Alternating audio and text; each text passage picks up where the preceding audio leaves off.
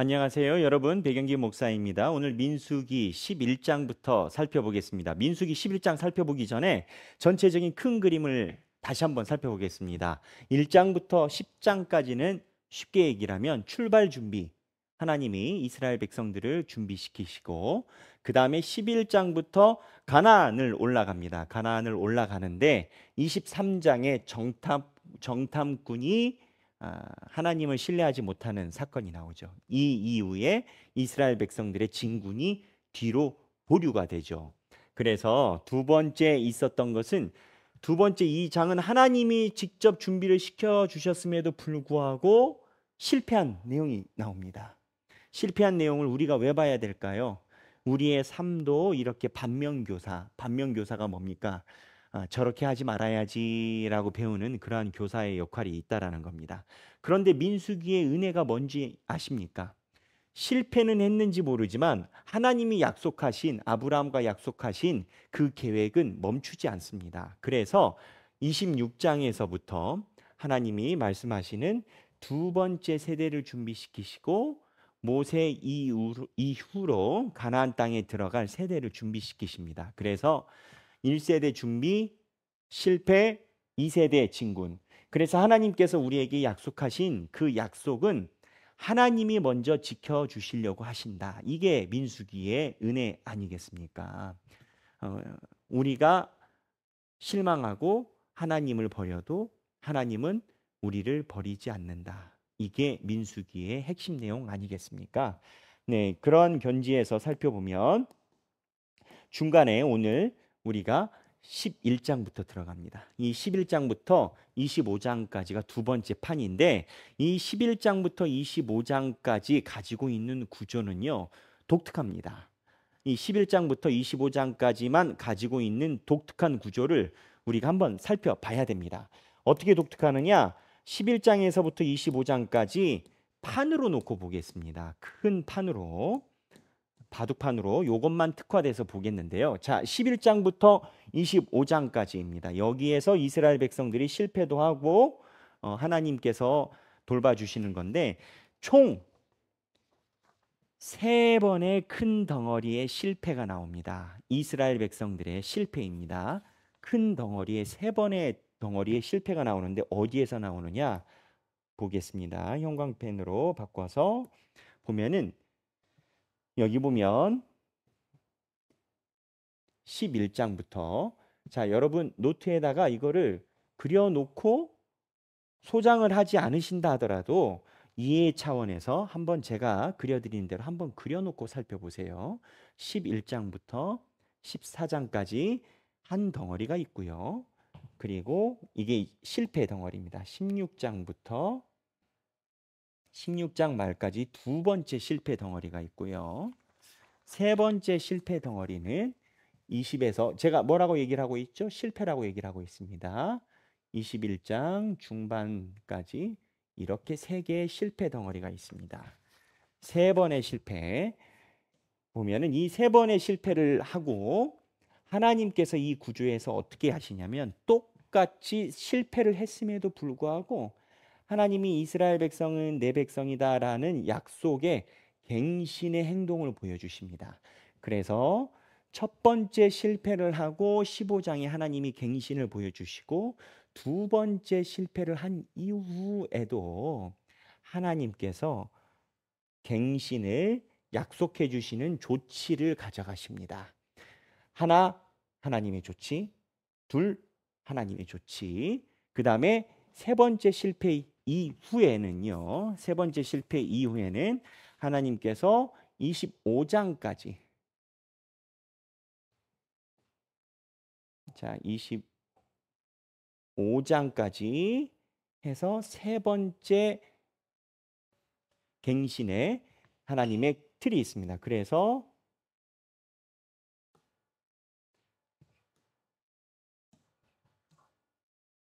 보면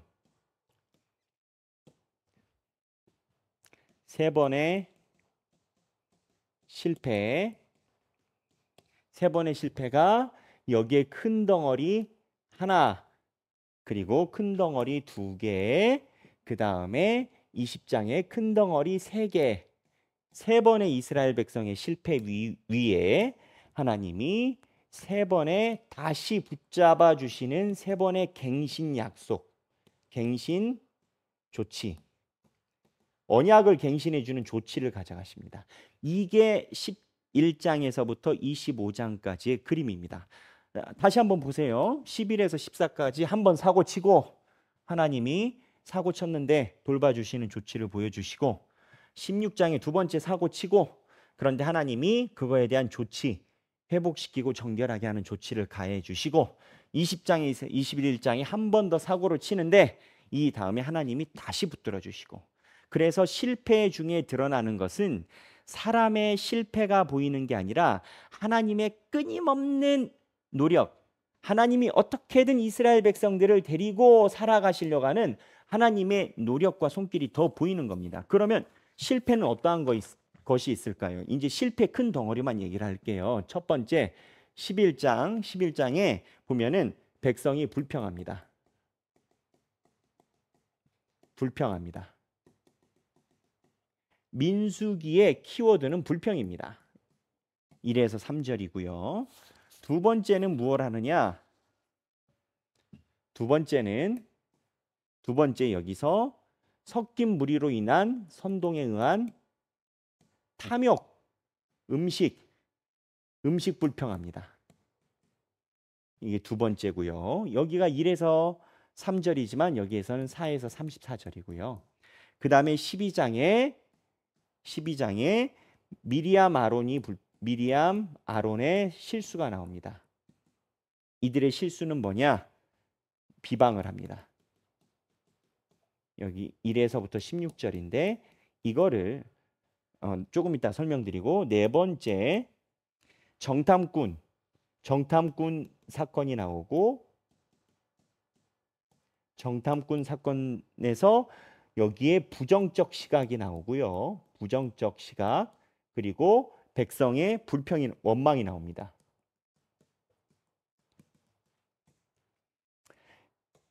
여기 키워드를 보면 첫 번째는 불평이고요. 두 번째는 음식에 대한 불평이고요. 세 번째는 권위에 대한 불평입니다. 여기 권위 불평입니다.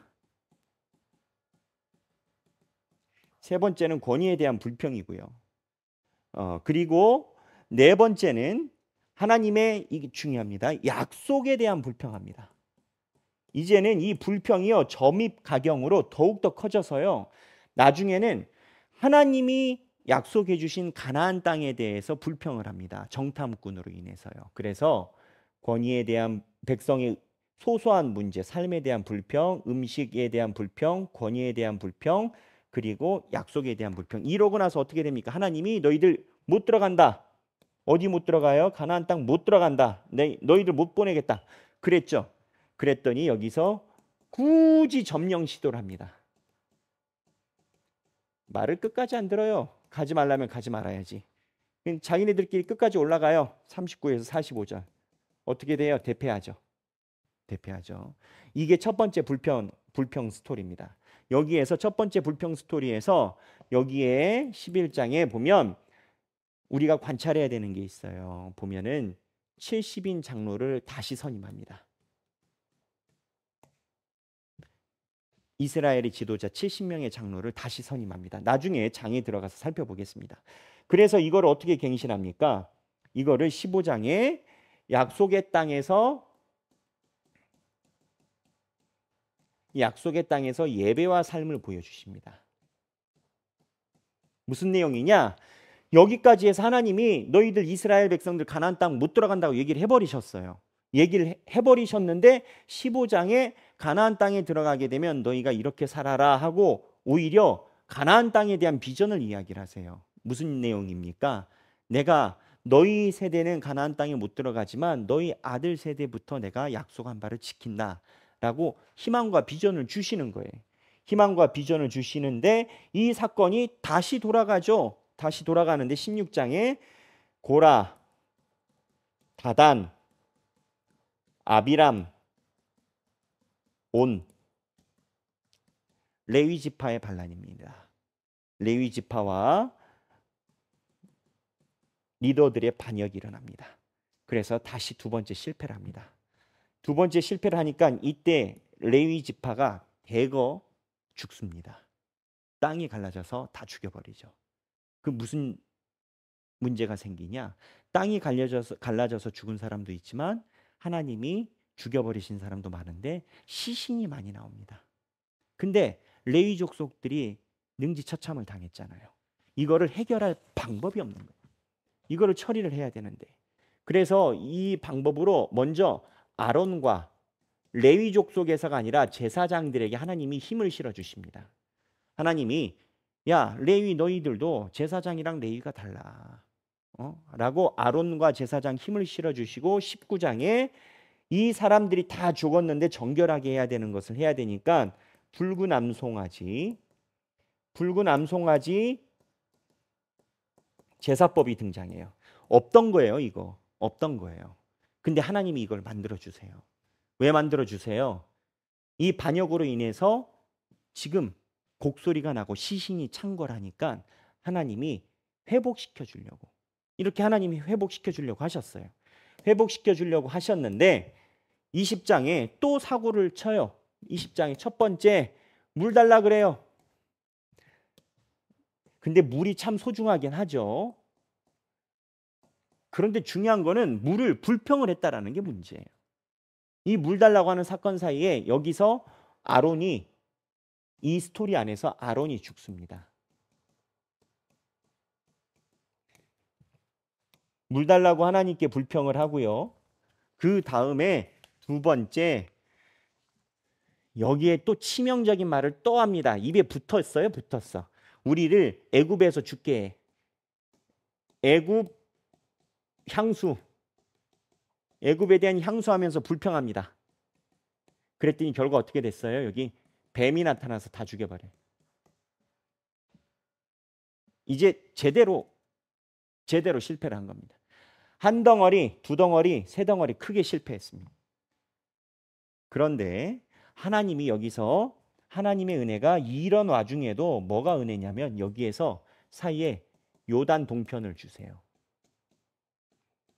요단 동편이 뭡니까? 지도를 보면 그렇습니다.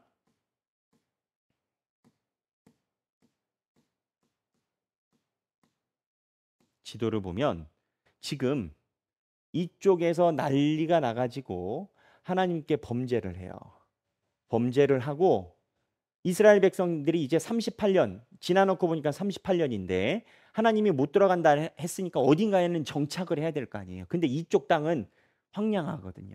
그래서 하나님이 가나안 땅, 여기가 가나안입니다. 이 가나안 땅이 보이는 이쪽에 이스라엘 백성들을 옮겨서 이쪽에 정착할 수 있도록 해주세요. 이쪽에서 전쟁을 이기게 하고. 그래서 여기서 느보산에서 여기서 요셉이 하나님을 품에 안기죠.